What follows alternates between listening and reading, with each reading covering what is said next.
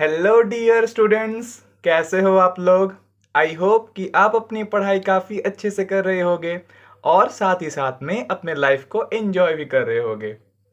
तो आज हम आ चुके हैं लेक्चर नंबर 4 में, एसिड बेसिस और सॉल्ट चैप्टर का। अभी हम क्लास 10th को पढ़ा रहे हैं।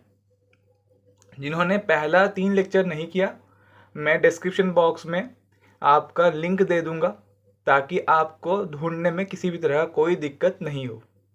ओके, तो बच्चों आज आपका बहुत सारा कंसेप्ट क्लियर होगा। काफ़ी कंसेप्चुअल लेक्चर रहेगा आज का, जहाँ पे हम आज 2 चीज़ों को पढ़ेंगे। सबसे पहला चीज़ ये पढ़ेंगे कि सारे एसिड्स और सारे बेसिस में कौन सा चीज़ कॉमन है। बहुत इंपॉर्टेंट है बच्चों आपको ये समझना, ताकि आप डिफ्रेंशिएट कर पाओ कौन सा एसिड है और कौन सा बेस है। ओके, तो ये काफ़ी इंपॉर्टेंट टॉपिक रहने वाला है। और दूसरा हम लोग बच्चों ये समझेंगे कि कैसे एसिड और बेस वाटर सॉल्यूशन के अंदर बिहेव करते हैं। जब हम उस एसिड को या फिर कोई भी बेस हो उसको हम वाटर में पानी में लेके डाल देते हैं तो फिर वो कैसे बिहेव करता है, ये समझेंगे। ओके, तो लेक्चर काफ़ी कंसेप्चुअल रहने वाला है। Welcome to our channel. आपको यहाँ पे धीरे धीरे सब कुछ, हर एक कंसेप्ट को समझ में आ जाएगा। ओके, बस लेक्चर के साथ बने रहे, पेन कॉपी ले लें और शांत जगह में बैठकर ये क्लास को 15 से 20 मिनट जो भी होगा बस एक बार ध्यान से देख लें और आपको हर एक चीज़ जो है क्लियर हो जाएगा इस टॉपिक के रिलेटेड। तो बिना किसी देरी के बच्चों हम लोग स्टार्ट करते हैं। सबसे पहला टॉपिक आज का कि what do all acids and all basis have in common. सारे एसिड और सारे बेसिस के अंदर कौन सा चीज़ कॉमन है। उसके लिए बच्चों हम लोग एक एक्टिविटी कर लेते हैं। एनसीईआरटी पे दिया हुआ ये एक्टिविटी, मैं यहाँ पे मार्किंग नहीं किया हूँ। एनसीईआरटी पे आपको मार्किंग देखने को मिल जाएगा। यहाँ पे मार्क करने से फिर आपको मतलब ज़्यादा ऐसे बहुत कम जगह है ना, स्पेस है, इसलिए मैंने बस आपको समझा देता हूँ काफ़ी आसानी से। तो हम लोगों ने यहाँ पे कॉर्क लिया है बच्चों। ये एक मतलब एक बीकर है बच्चों। ये बीकर के अंदर ये कॉर्क है और कॉर्क में 2 नेल्स लगे हैं। नेल्स मतलब जो होता है ना पिन आपका, उसी तरह का पिन लगा है। और यहाँ पे हम लोगों ने वायर्स को कनेक्ट किए हैं। ये आपका स्विच है, ये आपका बल्ब है, ये आपका बैटरी है। काफ़ी आसान सा ये है। ये एकदम सारा कंपोजिशन है। और यहाँ पे आपको सोल्यूशन डालना है। कौन सा सोल्यूशन डालना है, जिसको आपको चेक करना है कि कौन सा एसिड है या फिर नहीं है, इसको आपको यहाँ पे डालना है। सपोज HCl सोल्यूशन, तो यहाँ पे डालना है और ये आपका टोटल सर्किट हो गया। ओके, और एक बार ये कॉर्क है, ये नेल्स है, ये बीकर है। ओके, और यहाँ पे आपका वायर्स कनेक्ट हुआ है, ये स्विच और ये बल्ब और ये आपका बैटरी। तो अगर यहाँ पे आयंस रिलीज होंगे, मतलब जब बल्ब जलेगा ना, पूरा सर्किट कंप्लीट हो जाएगा, तो आपको पता लग जाएगा कि ये वाला एसिड है। कि अगर हम लोगों ने सपोज डाला, मतलब कुछ भी डाला, सपोज HCl सोल्यूशन डाला या फिर HNO3 डाला या फिर ग्लूकोज डाला, तो आप बच्चों मार्क करोगे कि जब यहाँ पे बल्ब का जलना, मतलब इलेक्ट्रिसिटी यहाँ तक आएगा तभी तो बल्ब जलेगा ना। अब इलेक्ट्रिसिटी कैसे आएगा यहाँ तक बच्चों, जब आयंस में कन्वर्ट होगा। जब आयंस में कोई भी एक कंपाउंड टूटेगा तो आपको वो आयंस जो है वो इन वायर्स के जरिए मूव करके आएंगे और ये बल्ब को ग्लो करने में हेल्प करेंगे। ओके, तो मैंने यहाँ पे एसिड्स और मतलब सब्सटेंस ले लिया है। देखिए, कंपाउंड का नाम है HCl। ओके, जब वहाँ पे हम लोगों ने सोल्यूशन डाला तो मतलब वो क्या होता है बच्चों, कैटायंस और एनायंस में टूट जाता है। H+ और Cl-, HNO3 H+ और NO3 में टूट गया। H2SO4 2H+, क्योंकि 2H+ है, और एक सल्फेट आयन SO4 2- में टूट गया। ओके, वैसे ही एसिटिक एसिड H+ और CH3COO- में टूट गया। इसका मतलब बच्चों ये सारे के सारे एसिड्स हैं, क्योंकि ये रिलीज करते हैं एक कॉमन सा आयन जिसका नाम है H+। तो आपको ये ध्यान में रखना है बच्चों कि सारे एसिड्स के अंदर क्योंकि उनके प्रॉपर्टीज सेम होते हैं, तो कुछ तो ऐसा होगा जो वो उनमें कॉमन होगा। तो कौन सा आयन है जो सब सारे एसिड्स में कॉमन होता है बच्चों, वो होता है H+ आयन आपका। ओके, तो हम लोग इस सर्किट जब ऐसे यहाँ पे सोल्यूशन में डाल देंगे तो हमें पता लग जाएगा कि यहाँ पे बल्ब ग्लो कर रहा है। तो इसका मतलब है कि ये जो H+ कंटेनिंग कंपाउंड है ये कैसा है, एसिड है। समझ में आया? एसिड के वजह से यहाँ पे क्या हुआ, बल्ब ग्लो किया। ओके, अब बच्चों क्या सारे उन कंपाउंड जिनके पास H+ आयन है वो एसिड होते हैं? नहीं बच्चों, ऐसा नहीं होता। हर H+ कंटेनिंग कंपाउंड एसिड नहीं होता। कैसे पता लगा सर? देखो, यहाँ पे ग्लूकोज जो है उसका फॉर्मूला होता है C6H12O6। आप सभी पढ़े होंगे फोटोसिंथेसिस चैप्टर में। अल्कोहल का फॉर्मूला होता है, मतलब मिथानॉल ही बेसिकली होता है, CH3OH। ओके। या फिर इथाइल अल्कोहल अब तो होता है CH मतलब C2H5OH, इथाइल अल्कोहल भी हो सकता है। मैंने सपोज अल्कोहल में मिथानॉल लिया, होता है मिथाइल अल्कोहल हम लोगों ने लिया फॉर एग्जाम्पल। तो यहाँ पे बच्चों देखो, यहाँ पे तो H plus ion H plus है ना इन कंपाउंड्स के अंदर, H प्लस यहाँ पर भी H प्लस है। लेकिन जब इन कंपाउंड्स को हम लोग लेके इस एक्टिविटी के अंदर डालेंगे ना, तो यहाँ पे बल्ब ग्लो नहीं करेगा। मतलब यहाँ पे जो H प्लस है वो टूटेगा नहीं। तो H प्लस जब नहीं टूटेगा, ऐसे आयंस में कन्वर्ट नहीं होगा, तो यहाँ पे आयंस मूव ही नहीं करेंगे। ओके, जब सर्किट कंप्लीट नहीं होगा तो बल्ब ग्लो नहीं करेगा। इसका मतलब वो H प्लस जो है वो मूवेबल आयंस नहीं है। मतलब ये सिंपल सा कि ये एसिड नहीं है बच्चों। ऑल्दो इनके पास H मतलब H कम हाइड्रोजन है, लेकिन H प्लस में कन्वर्ट नहीं होगा, इस वजह से ये एसिड नहीं है। समझ में आया? जो एसिड वही कंपाउंड होंगे जिसके अंदर H प्लस रिलीज होगा। ओके, हम लोगों ने इसके पहले जितने भी एसिड वाले रिएक्शन को देखा था, वहाँ पे हाइड्रोजन आयन जो था वो मतलब हाइड्रोजन गैस रिलीज हो रहा था। क्यों हो रहा था? क्योंकि H प्लस आयन रिलीज हो रहा है। ओके, वैसे ही बेस के अंदर बच्चों आपका OH आयन सभी में होगा। तो आपको दो चीज यहाँ पे याद रखना है बच्चों कि एसिड के अंदर H प्लस आयन होता है, बेस के अंदर OH माइनस आयन होता है, कॉमन। क्लियर?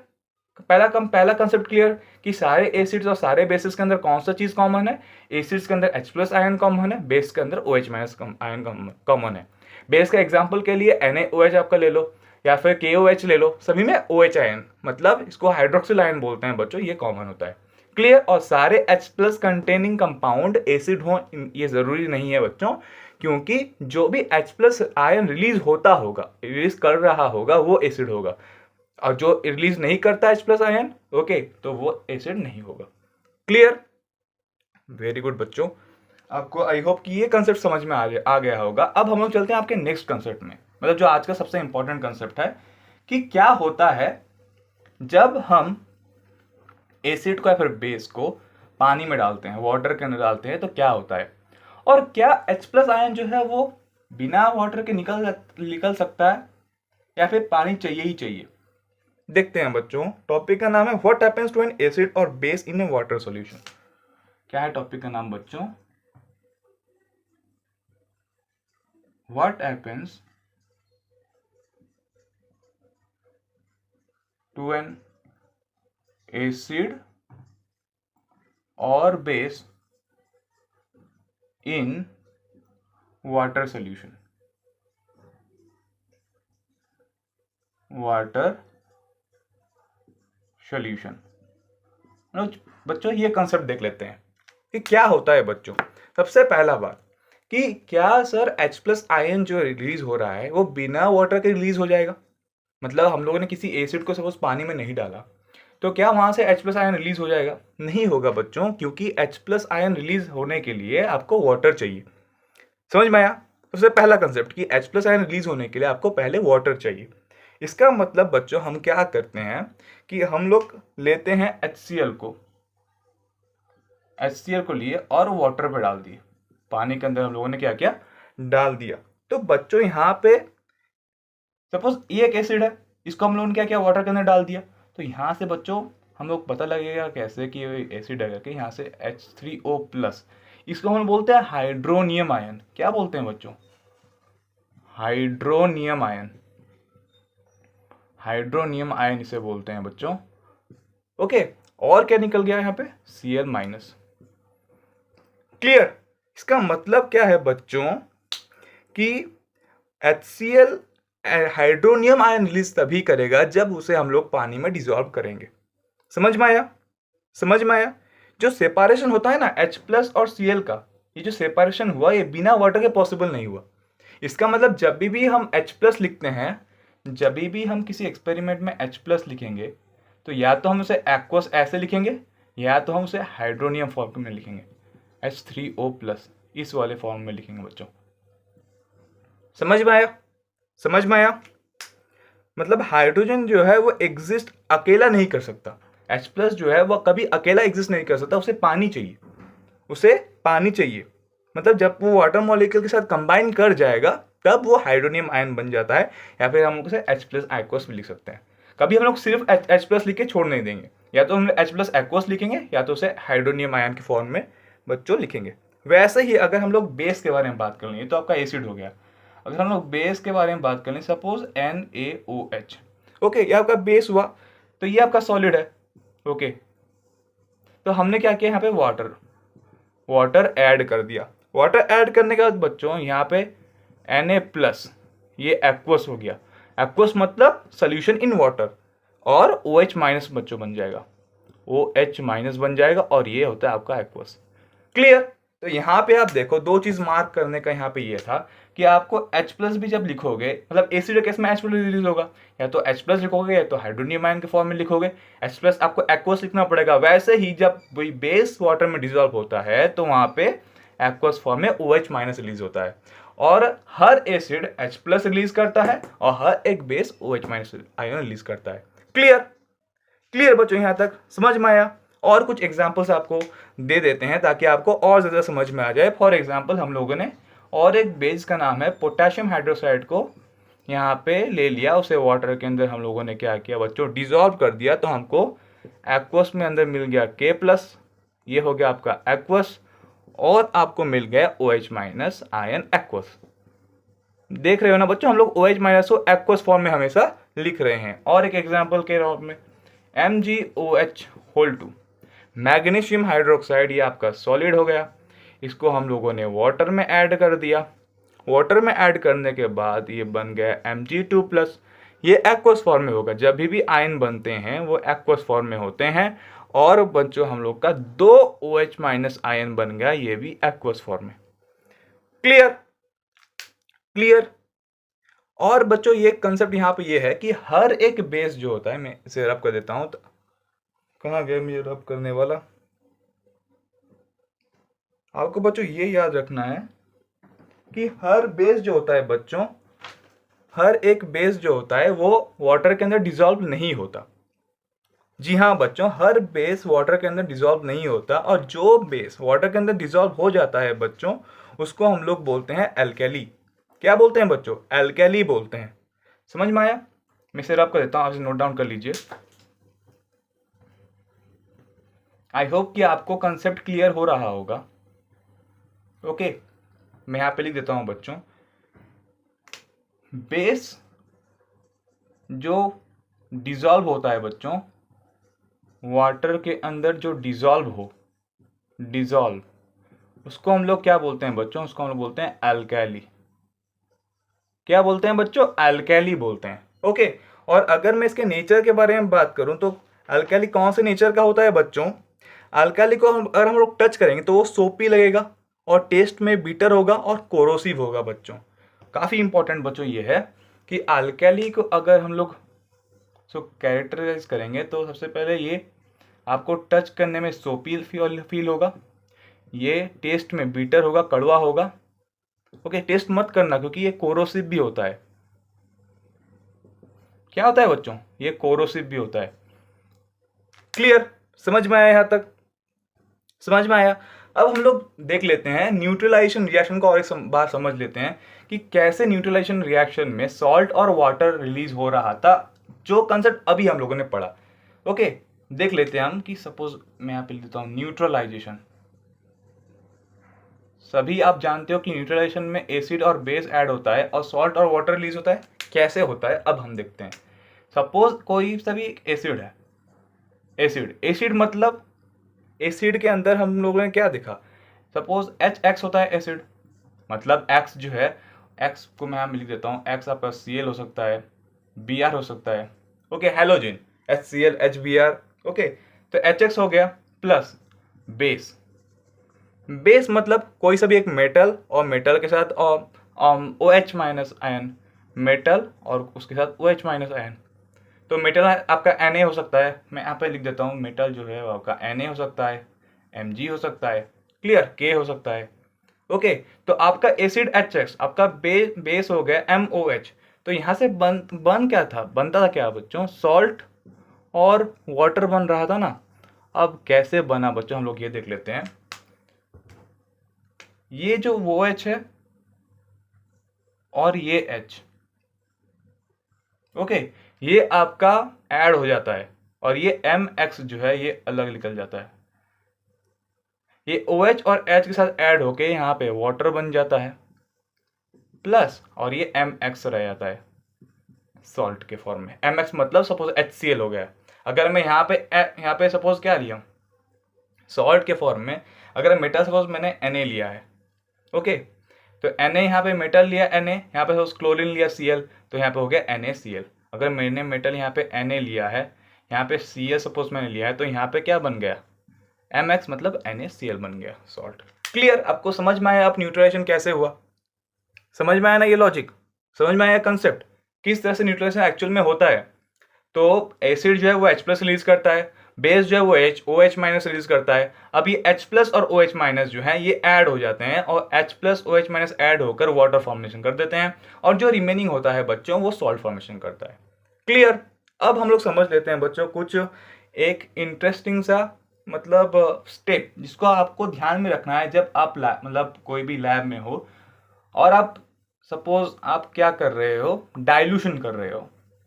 क्या कर रहे हो बच्चों? डाइल्यूशन कर रहे हो, क्योंकि हर कंसंट्रेटेड एसिड को आप क्या कर सकते हो, टच नहीं कर सकते। ओके, कंसंट्रेटेड एसिड के साथ आप काम नहीं करते, आप डाइल्यूट एसिड के साथ काम करते हो ताकि आपको कोई हार्म ना हो। तो अब डाइल्यूशन का प्रोसेस क्या होता है बच्चों? अगर मैं यहाँ पे लिख दूं डाइल्यूशन, डाइल्यूशन के बारे में अगर हम लोग ध्यान रखें तो सपोज आपको एक एसिड दिया गया है HCl, ओके, तो आप उसे डाइल्यूट कैसे करोगे? क्या आप वाटर को HCl में ऐड करोगे या फिर HCl को वाटर में ऐड करोगे? सोचो सोचो, क्या करोगे आप? आपको दिया गया है HCl को डाइल्यूट करने के लिए, तो आप वाटर को लेके HCl में ऐड करोगे या फिर HCl को लेके वाटर में ऐड करोगे? हमेशा ध्यान रखना बच्चों कि आपको HCl को लेके वाटर के अंदर ऐड करना है। क्या करना है? HCl को लेके वाटर के अंदर ऐड करना है, क्योंकि it's a very highly exothermic reaction. ये काफ़ी ज़्यादा हाईली एक्सोथर्मिक रिएक्शन होता है, ओके। और लोकल हीटिंग के वजह से आप जिस फ्लास्क में लिए होगे, मतलब सपोज आपने इस तरफ अगर उल्टा आपने कर दिया, वाटर है और आपने क्या किया, सॉरी मतलब एसिड है, आपने क्या किया, वाटर को ऐड कर दिया, वाटर को डाल दिया। तो जैसे आप वाटर को डालोगे बच्चों, तो एसिड के कांटेक्ट में जैसे पानी आएगा, बहुत ही विगरस रिएक्शन होगा, काफ़ी ज़्यादा हीट रिलीज होगा और ब्लास्ट हो जाएगा आपका फ्लास्क, क्योंकि लोकल हीटिंग होगा। एक टर्म होता है बच्चों लोकल हीटिंग, याद रखना जब भी आप आंसर लिखना इस वर्ड को यूज़ करना कि लोकल हीटिंग होने की वजह से क्या होता है बच्चों, जो आपका फ्लास्क होता है जिसपे आपका बीकर सपोज हो गया, वो क्या हो जाएगा, बर्स्ट हो जाएगा। समझ में आया? तो आपको हमेशा ध्यान में रखना है, ध्यान में रखना ये है कि आपको सबसे पहले मतलब आपको वाटर के अंदर क्या करना है बच्चों, एसिड को डालना है।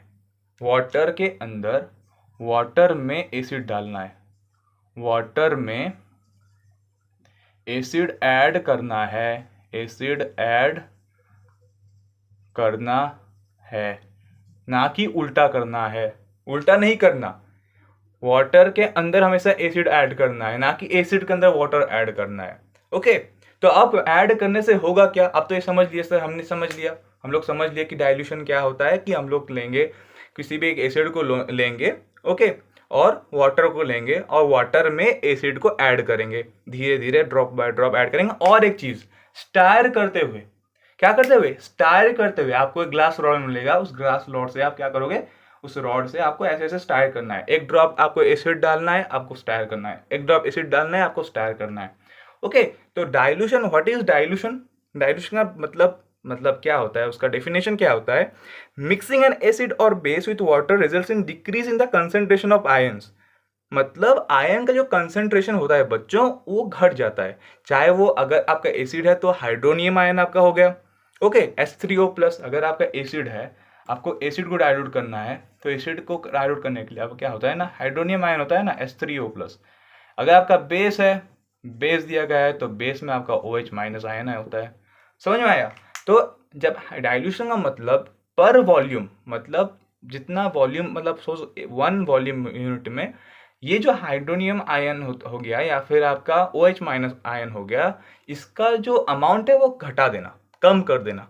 जब आप पानी डालते हो, पानी नहीं डालते मतलब एसिड को ऐड करते हो पानी में, ओके, डाइल्यूशन करते हो, तो इसका जो पर वॉल्यूम अमाउंट है वो घट जाता है, कम हो जाता है, और इस प्रोसेस को हम लोग क्या बोलते हैं बच्चों, डाइल्यूशन बोलते हैं। ओके, और जो भी एसिड को हम लोग क्या करते हैं, डाइल्यूशन प्रोसेस के अंदर से पास करते हैं, उसके बाद वो एसिड डाइल्यूट हो जाता है। क्या होता है बच्चों, एसिड जो है वो डाइल्यूट हो जाता है। तो मैं बोल देता हूँ और एक बार, मिक्सिंग एन एसिड और base with water results in decrease in the concentration of ions, मतलब H3O प्लस या फिर OH minus ion per unit volume.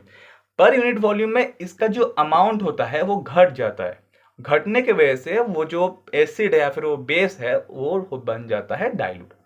समझ में आया? और हमको हमेशा में वाटर के अंदर एसिड को ऐड करना है, ड्रॉप ड्रॉप ऐड करना है, और क्या करना है, विथ कंटिन्यूस स्टायरिंग। आपको ऐसे ऐसे स्टायर करते रहना है, एसिड डालना है, फिर से स्टायर करते रहना है, फिर से एसिड डालना है, ताकि ज़्यादा हीट ना रिलीज हो, क्योंकि it's dilution process is a highly exothermic process. ये काफ़ी ज़्यादा एक्सोथर्मिक प्रोसेस होने की वजह से आप ऐसा नहीं कर सकते कि आप एसिड को ले लिया, मतलब वाटर को ले लिया और एसिड के कंटेनर में लेके डाल दिए, ब्लास्ट हो जाएगा, एकदम आप भी तबाह हो गए और आपके साथ साथ वो जो लैब है वो भी गया। समझ में आया? क्लियर? काफ़ी इंटरेस्टिंग लेक्चर था, थोड़ा सा लंबा हो गया 20 मिनट का, लेकिन कंसेप्ट बहुत ज़्यादा थे इसके अंदर, ध्यान से देखना। और सवाल इसी से ही आएंगे, कंसेप्चुअल आपको पूछेगा डिफरेंट डिफरेंट तरह के। मैं एक मतलब आपको एनसीईआरटी को सवाल का भी एक सीरीज लाऊंगा। ओके, वहाँ पे आपको हर एक तरह का सवाल मिल जाएगा, मतलब एनसीईआरटी में जो भी एक्सरसाइज है अंदर, जो बॉक्स के एक्सरसाइज है उसके अंदर आपको सवाल मिल जाएंगे, आगे आएगा। ओके, अब बस पहले पहले कंसेप्ट जो है आपका वो स्ट्रॉन्ग कर लो, इसको रिवाइज करो। मिलते हैं आपको नेक्स्ट क्लास में, तब तक के लिए ऑल द वेरी बेस्ट।